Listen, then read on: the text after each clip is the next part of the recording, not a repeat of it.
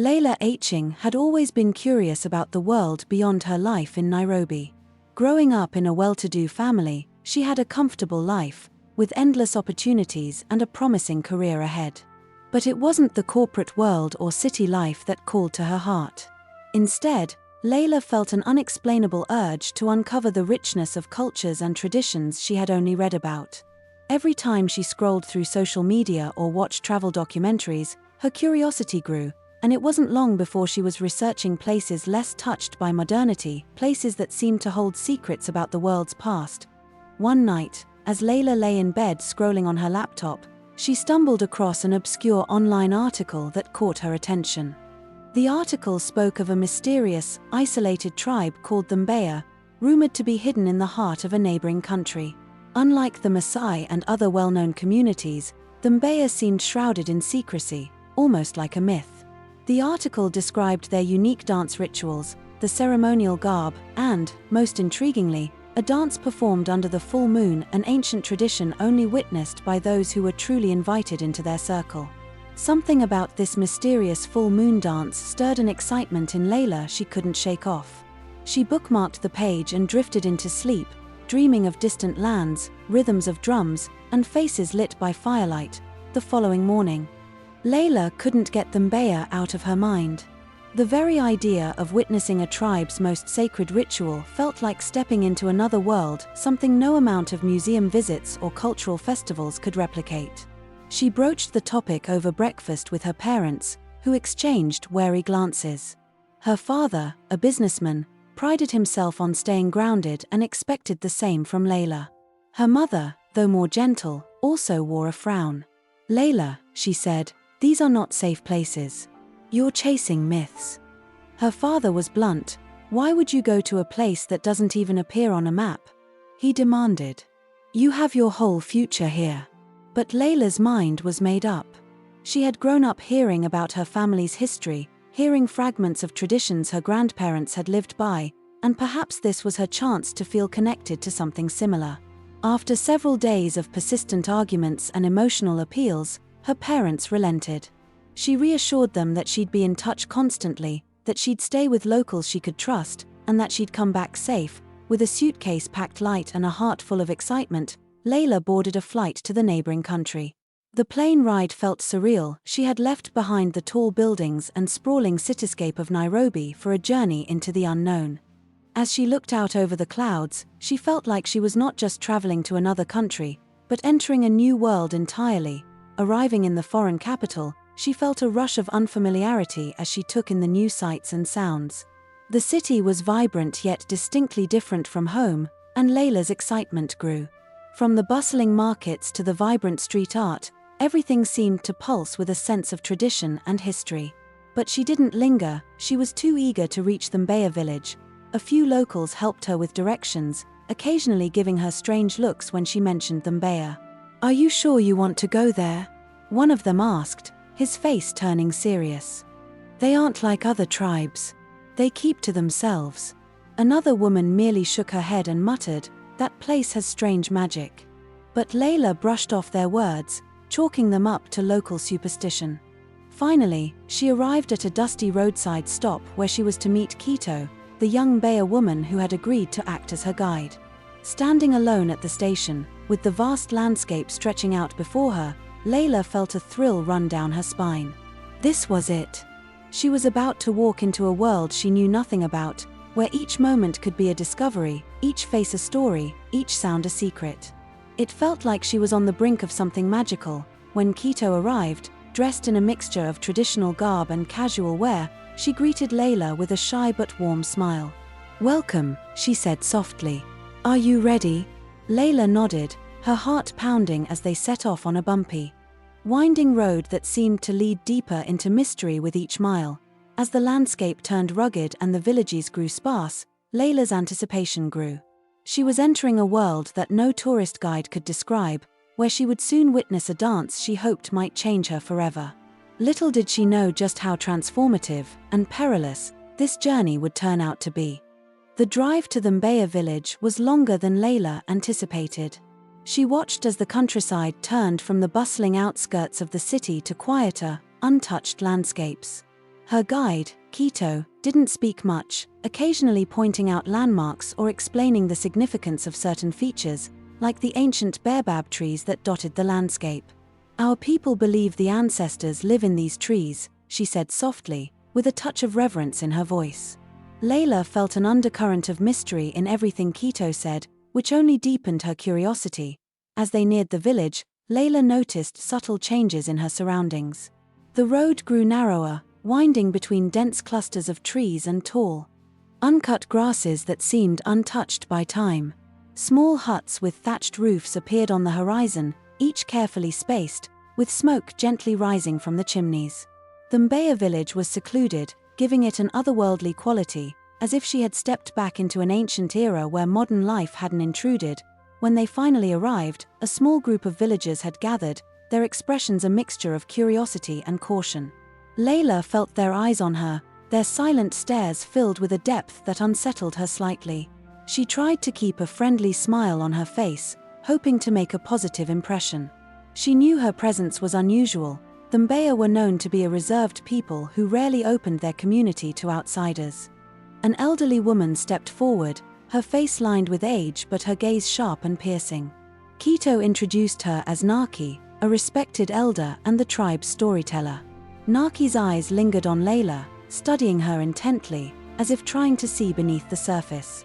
Then, with a slow nod, she welcomed her, offering words in the Mbeya language that Kito translated as, "You may walk among us, but remember that our ways are sacred." Leila nodded respectfully, feeling a sense of humility. She had come here as an outsider, a spectator of the Mbeya's culture, but now she realized she was being asked to do more than just observe. There was a weight to Naki's words, a warning that made her wonder just how much she would have to embrace the Mbeya's customs. As the sun began to set, the village came to life with preparations for the full moon dance. Women dressed in vibrant, hand-woven cloth worked by the fires, stirring large pots of stew while chatting in hushed voices. The men prepared instruments made from animal skins and wood, setting up drums and marimbas near a central fire pit. Leila felt excitement mingled with nervousness. Watching it all unfold, knowing that tonight she would be witnessing something few outsiders had ever seen. After some time, Kito showed her to a small hut where she would be staying, explaining that she should rest and prepare herself for the evening's ritual. As Leila settled in, she thought back to her research. The article had mentioned that the Mbeya's full moon dance was more than just a performance. It was believed to be a calling of their ancestors, a way for the living to reconnect with those who had passed on. She felt a twinge of skepticism but also a thrill at the thought of witnessing something so sacred. Just as she was settling in, Kito appeared at the door, her face serious. "Leila, I must tell you something before the ceremony," she said quietly. "The full moon dance is not just a show.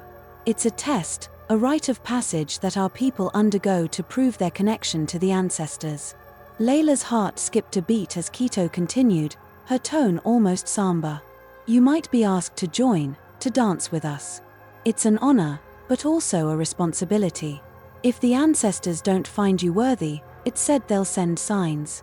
Some visitors have experienced strange things." Leila swallowed, unsure of how to respond. This was not what she had expected. She had assumed she'd be a spectator, standing safely on the sidelines. But now she felt a sense of gravity settle over her. Was she ready to step into a ritual she barely understood?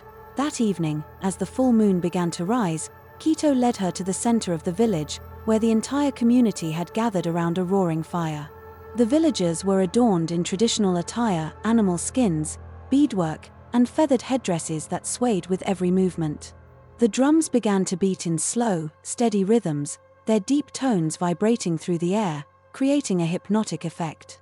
The villagers moved to the rhythm. Their steps synchronized, their faces illuminated by the flickering firelight. Leila watched in awe as the dancers' movements became more intense, their bodies swaying and stamping in unison. She felt the beat resonating within her, an energy that seemed to pulse from the earth beneath her feet. Kito leaned close to her and whispered, "This is just the beginning. Soon, they'll call the spirits." Leila was spellbound. She had never seen anything like it, the intensity, the unity, the sense of something ancient and unbreakable. She felt as if she were in the presence of something beyond her comprehension, something older than the village itself. But as she watched, she noticed a group of young men standing at the edge of the circle. Their eyes fixed on her. They murmured among themselves, casting glances her way that made her heart race with both excitement and unease. Then, as if on cue, they approached her, their faces solemn. One of them spoke in a low, respectful tone, translated by Kito, "The ancestors have been watching you. If you are truly here to understand us, you must join in the dance. Only then will you know our ways." Leila's pulse quickened. She hadn't planned for this. But she had come here for an experience like no other, and this was her chance. With a nod, she stepped forward, her heart pounding as she took her first tentative steps into the circle. The villagers parted, allowing her in, and the dance resumed with renewed intensity. The drums beat faster, and Leila felt as if she were caught in a current, pulled deeper into the heart of the Mbeya's world. Leila stood at the edge of the firelit circle, feeling the intense gaze of the villagers upon her. The young men who had invited her into the dance seemed to radiate a sense of importance, as if this invitation held weight beyond simple curiosity. She glanced at Kito, who gave her an encouraging nod. Leila took a deep breath, summoning her courage. She had come here for an authentic experience, and this was it. The young man who had first spoken stepped forward, holding out a bundle of folded cloth. Kito translated softly, "He says that to join the dance, you must wear their traditional garments." Leila looked at the fabric in his hands, realizing it was an outfit made of animal hides. Intricately woven beads, and feathers. She felt her cheeks flush. Here she was, a foreigner in their land, being asked to shed her own clothes in favor of theirs, a tangible symbol of stepping out of her world and into theirs. Leila hesitated. She had read about cultural immersion before, but this felt different, more intimate, even intimidating. As if sensing her hesitation, Kito placed a reassuring hand on her shoulder. "To the Mbeya, clothing carries spirit," she whispered. "To them, dressing as they do is a gesture of respect and acceptance. You are not forced, but if you want to understand, this is the way." Leila glanced around at the villagers, their faces expectant yet kind. They didn't seem to be judging her, but rather waiting to see her choice. Feeling a wave of determination, she nodded. "I'll do it," she said, her voice steady. The villagers murmured approvingly, and one of the older women stepped forward, gesturing for Leila to follow her to a secluded area behind one of the huts. In the dim light, the woman helped her change, guiding her as she put on the traditional attire. The animal skin was surprisingly soft against her skin, and the beadwork felt heavy yet comforting, as if grounding her. When she was finished, the woman stepped back, examining her handiwork with a satisfied nod before leading Leila back to the circle. The villagers looked at her with something like pride, as though she had passed an unseen test.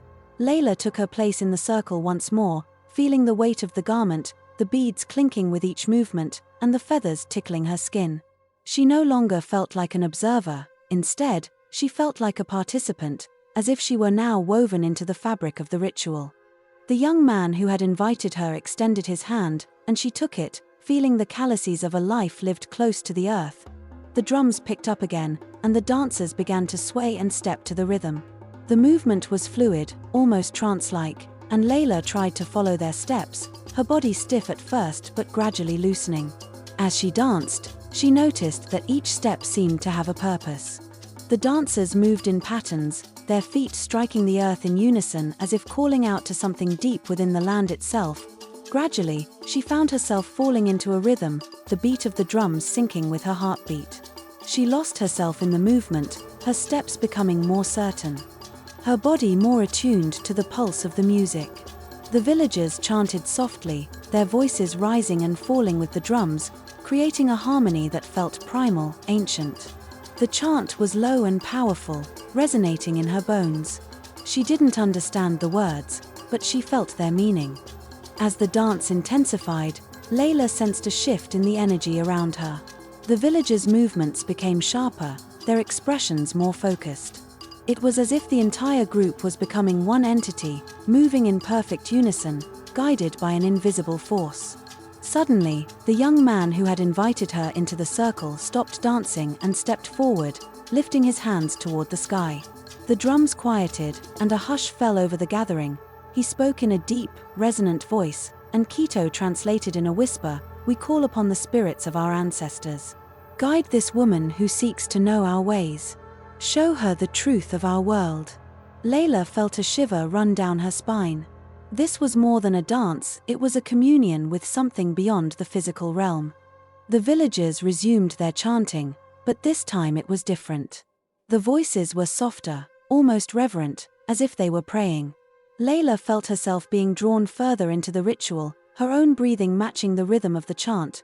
Then, the young men who had initially invited her surrounded her once more, their expressions serious yet welcoming. The leader stepped forward, and Kito explained, "He says that in this dance, you're not just a visitor. You're being given a chance to prove yourself. Only those who connect with the spirits truly understand the Mbeya." Leila nodded, her heart pounding. She felt as if she were standing on the edge of something vast and unknown. A threshold she had never imagined crossing. This was her chance to fully immerse herself, to bridge the gap between her world and theirs. With a newfound resolve, she closed her eyes and surrendered to the rhythm, allowing the sounds, the sensations, and the presence of the villagers around her to wash over her.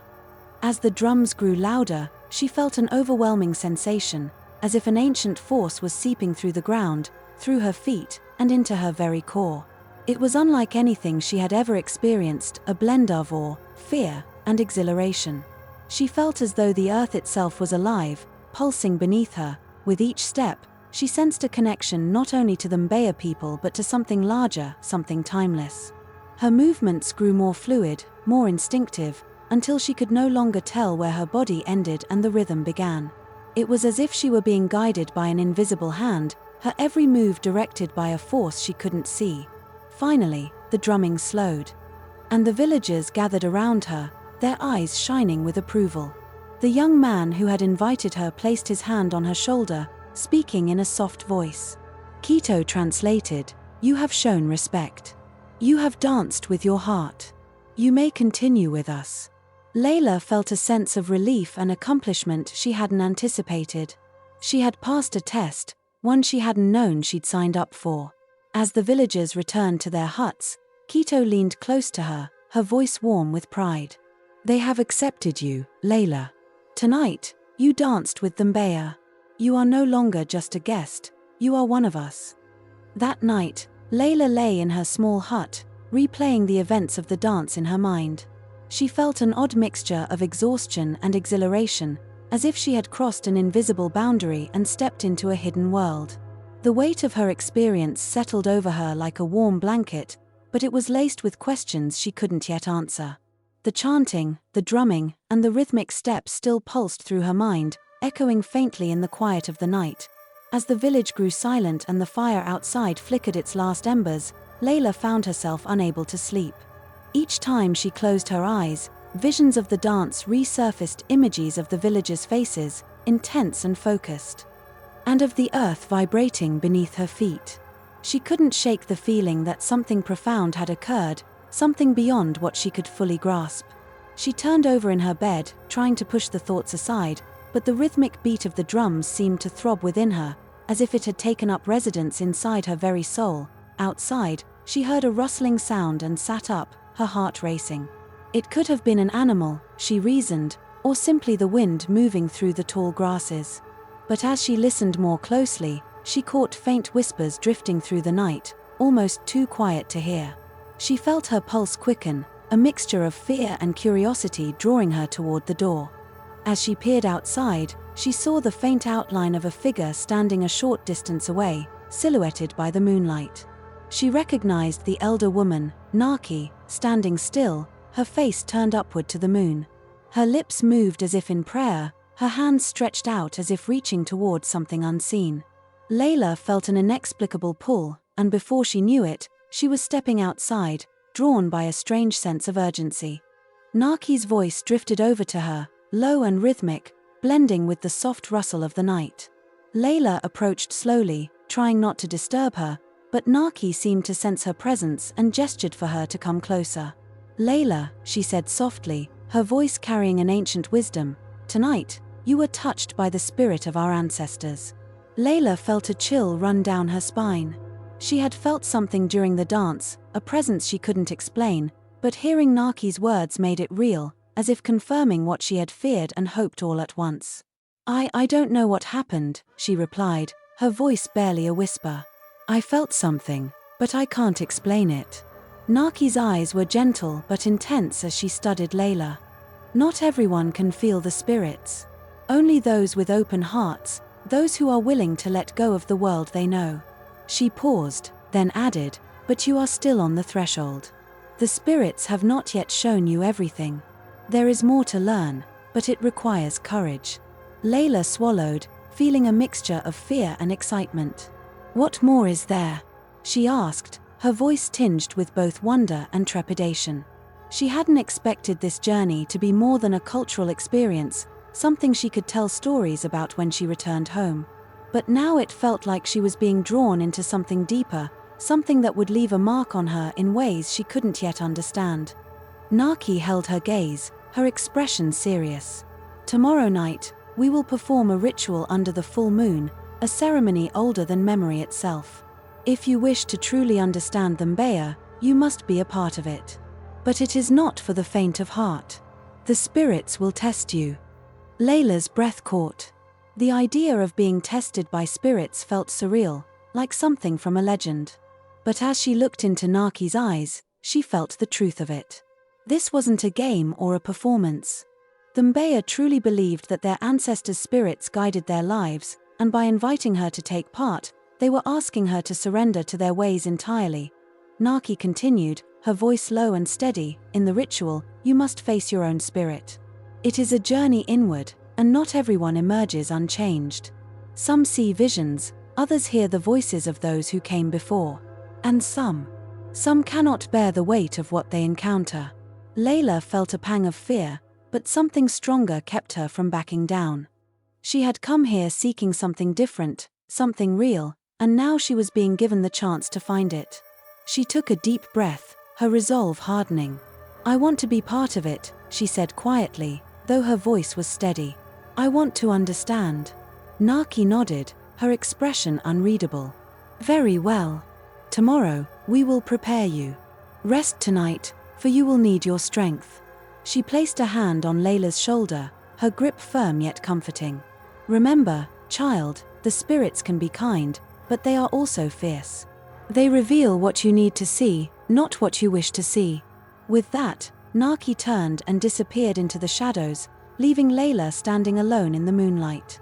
She felt the weight of Naki's words settle over her, a reminder that the path she was about to take was not without danger. The ceremony sounded unlike anything she had ever heard of, a journey that would take her into the depths of her own spirit. As she returned to her hut, her mind was a whirlwind of questions. What did it mean to face her own spirit? Would she truly see visions, hear voices? The idea both thrilled and terrified her, yet she knew there was no turning back. She lay down, but sleep was elusive, her mind racing with anticipation and fear.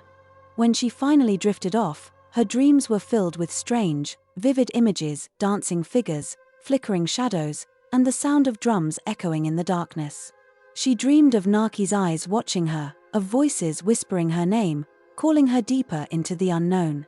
And as she slept, she felt a presence surrounding her, like the faint touch of unseen hands guiding her toward the journey that awaited her. Tomorrow, she would step into the heart of the Mbeya's world, crossing into a realm where her spirit would be tested, where she would face the shadows and truths hidden within herself.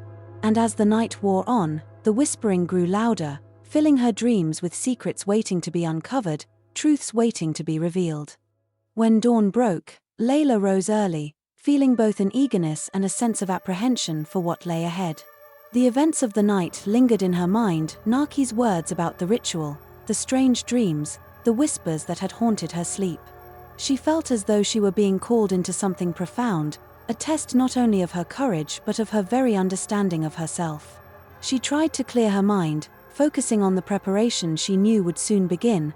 As the morning passed, villagers quietly prepared for the evening ritual. The usual hum of activity seemed subdued, as if the entire village was holding its breath in anticipation. Kito found her, carrying a bowl of herbs and oils, and guided her to the edge of the river that flowed near the village. The sun was high in the sky, casting shimmering reflections on the water's surface. Kito explained softly, "Before the ritual, you must cleanse yourself, both body and spirit. The river carries blessings and wisdom from our ancestors. Let it wash away your fears and doubts." Leila knelt by the water's edge, dipping her fingers into the cool, clear water. She closed her eyes, letting the moment center her. As she washed her hands, face, and arms, she felt a strange calm settling over her, as if the river itself were welcoming her, connecting her to something timeless and sacred. Kito handed her a small bundle of herbs, instructing her to breathe in their aroma and rub them over her skin. The scent was earthy and unfamiliar, grounding her in the moment. Throughout the day, villagers came to her, each offering blessings, words of encouragement, or simply a silent nod of approval. She felt their acceptance of her, their willingness to welcome her into their world, and it gave her strength. Finally, as the sun began to set, Naki approached her, her face solemn and calm. "It is time," she said softly. Leila's heart beat faster, a mix of excitement and fear rushing through her. She followed Naki toward the sacred grove, where the ritual would take place. As they reached the grove, she noticed the villagers had gathered in a circle, surrounding a small clearing with a fire pit at its center. The fire crackled softly, casting a warm, golden glow over the gathering. Leila took her place in the middle of the circle, feeling the weight of all their eyes on her. Naki and Kito stood beside her, each holding an ancient-looking staff adorned with feathers, beads, and symbols etched into the wood. Naki raised her hands, her voice strong and clear as she spoke in the Mbeya language, calling upon the spirits of their ancestors. The villagers joined in, chanting rhythmically, their voices blending together to create a low, haunting hum that resonated through the grove. Leila closed her eyes, allowing the sound to envelop her, feeling as if she were being lifted out of her body and into another realm. After a time, Naki spoke again, this time addressing Leila directly. Kito translated in a quiet voice beside her. "The ancestors are listening, Leila. Tonight, you will face your own spirit. The fire will reveal what lies within you, truths that may bring you peace or pain. Do not fear what you see. Accept it, for only then can you return whole." Leila took a deep breath, her resolve hardening. She nodded, indicating her readiness. Naki gestured for her to kneel beside the fire, and Kito handed her a small, intricately carved bowl filled with a dark liquid. Kito explained, "Drink this. It is a gift from the ancestors, meant to open your spirit and allow you to see beyond the physical world." Leila hesitated, feeling a flutter of nervousness. She glanced at Naki, who nodded encouragingly. Gathering her courage, she lifted the bowl to her lips and took a sip. The taste was bitter, with an earthy undertone that lingered on her tongue. She closed her eyes, allowing the warmth of the liquid to spread through her, feeling a strange tingling sensation as it coursed through her veins. Gradually, the chanting grew softer, fading into a silence that felt deep and profound. Leila opened her eyes, only to find that the grove around her seemed to have changed. The fire appeared larger, brighter, casting shadows that danced and flickered in eerie patterns. She glanced at the villagers, but their faces had grown distant, almost translucent, as if they were fading away. Her heart raced, but she reminded herself of Naki's words, to trust the experience, to let go of fear. Suddenly, she heard a voice, a soft, whispering sound, like the rustling of leaves in the wind. She couldn't understand the words, but she felt their meaning deep within her. The voice was calling her name, urging her to look into the fire. She focused on the flames, watching as they twisted and flickered, revealing shapes and images that seemed to come to life within the fire's depths. In the flames, she saw herself as a child, running through a field of tall grass, her laughter echoing through the air.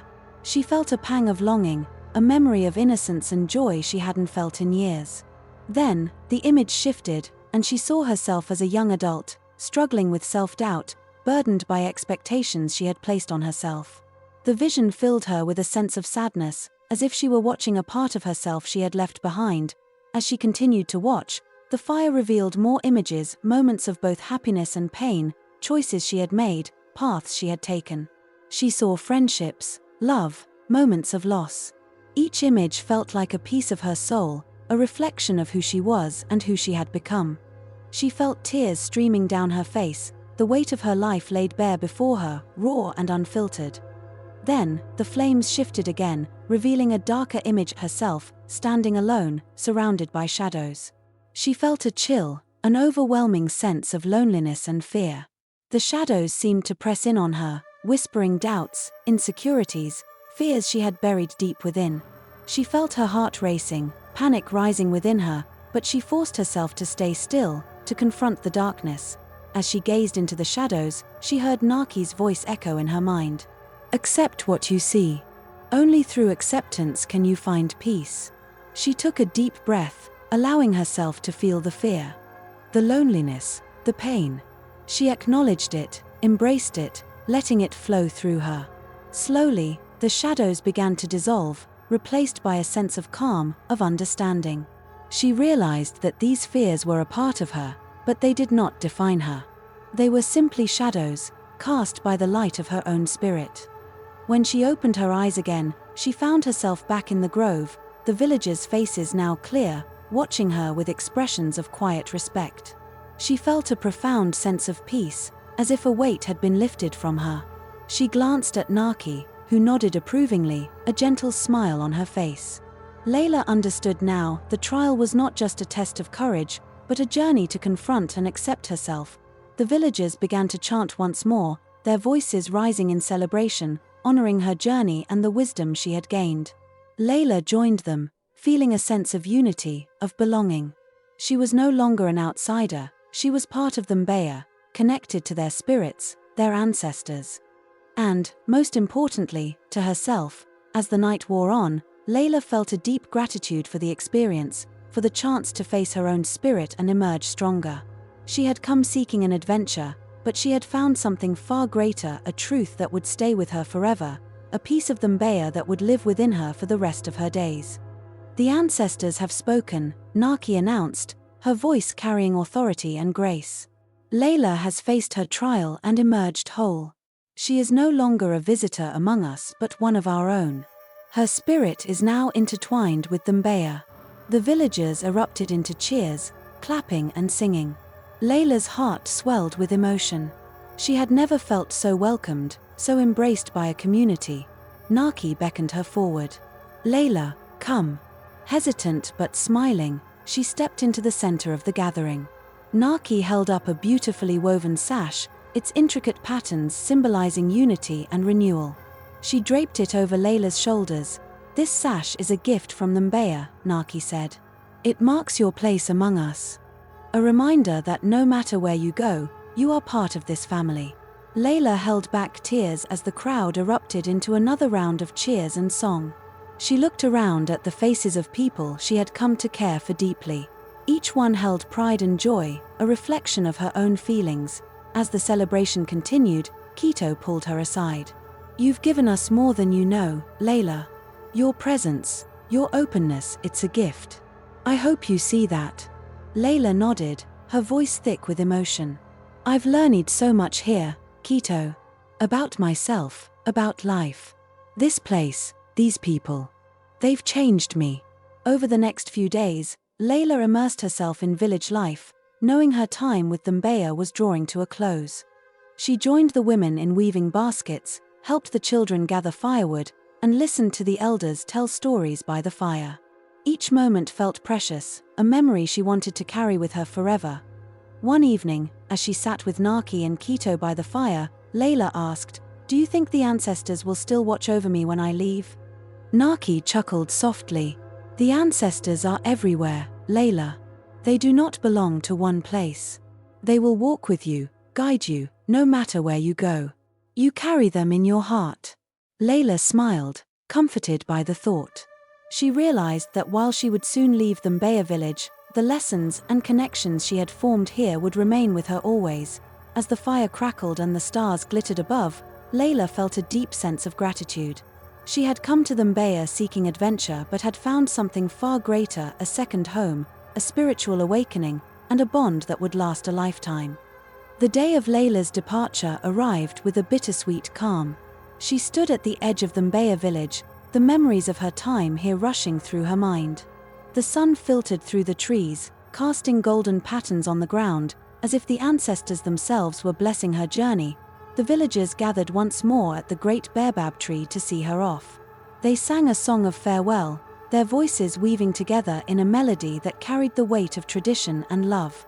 Kito and Naki stood at the front, their faces glowing with pride and affection.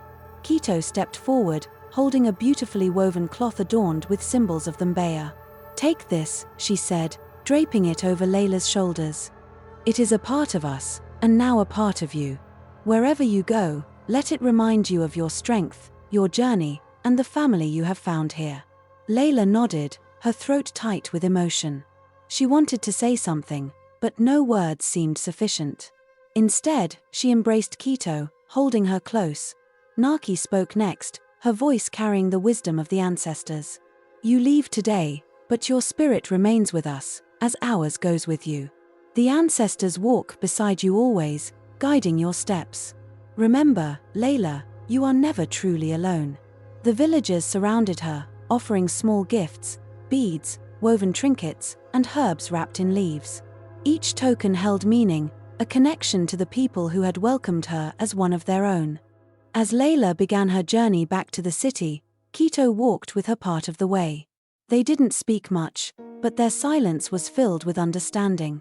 When they reached the final hill, Kito stopped and placed her hands on Leila's shoulders.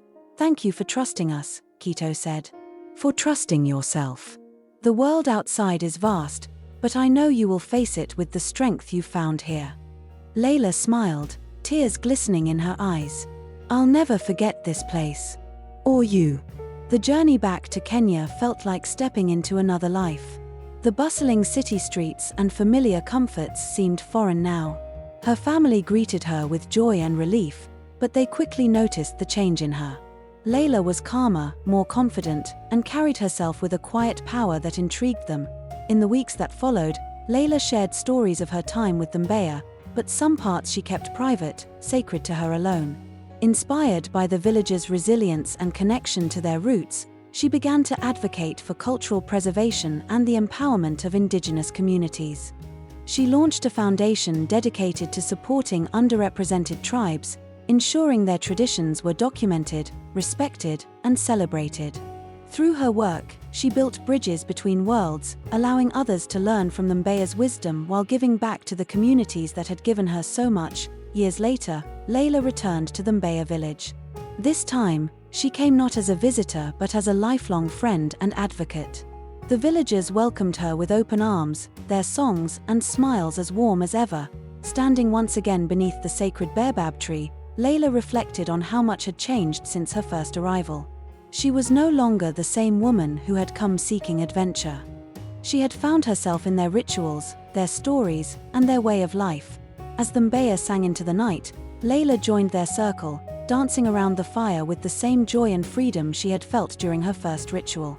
She was home, not in a physical sense, but in her heart, where the ancestors and the lessons of the Mbeya would forever dwell. Leila's journey had come full circle, and she knew that the connection she had found here would guide her through every path her life would take.